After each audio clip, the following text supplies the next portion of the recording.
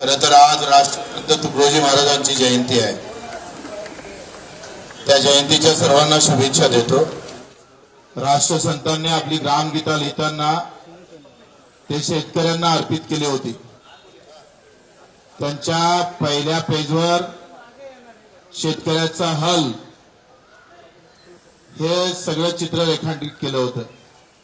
तर योगायोग फार चांगला आहे।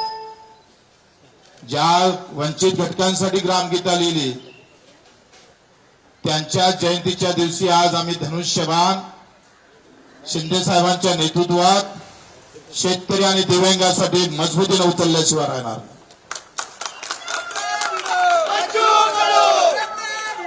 जिथं आहे तिथं प्रामाणिकपणे तेवढ्याच ताकदीने राजकारणात आता आमचा इथून इकडे प्रवास शिंदे साहेबांच्या नेतृत्वात शिवसेनेत राहणार आहे। सुरुवात शिवसेनेची झाली आणि आता हा शेवटचा जो आम्ही पाहतोय 15-20 वर्ष जे काही राजकारण असेल ते सुद्धा शिंदे साहेबांच्या नेतृत्वात शिवसेनेतच राहील अशी ग्वाही देतो। शिंदे साहेबांचा स्वभाव सेवाभावी आहे।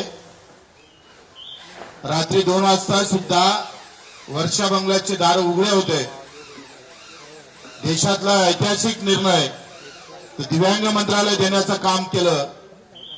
कर्जमाफीमध्ये घेतलेला मोठा पुढाकार निश्चितच शेतकऱ्यांना दिलासा देणारा आहे आणि म्हणून निवड पद नाही तर विचार जुळणं महत्वाचं असतं आणि विचारासोबत कर्तृत्व महत्वाचं असतं।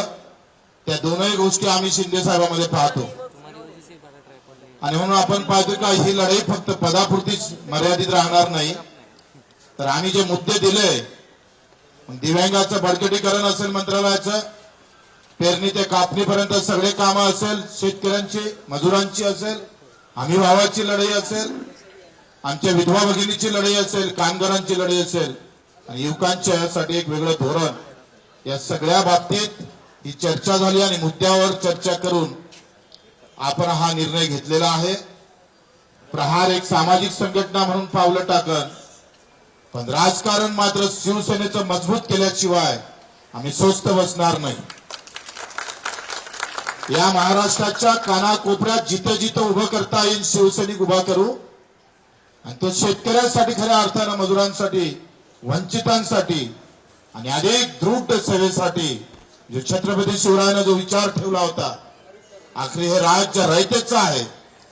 ते रयतेचं राज्य पुन्हा निर्माण व्हावं आणि त्या सर्वोच्च गादीवर पुन्हा आम्हाला शिंदे साहेब दिसावं यासाठीच आमचे प्रयत्न राहणार आहे। म्हणून मी आपले आभारही मानतो शिंदे साहेबांचे।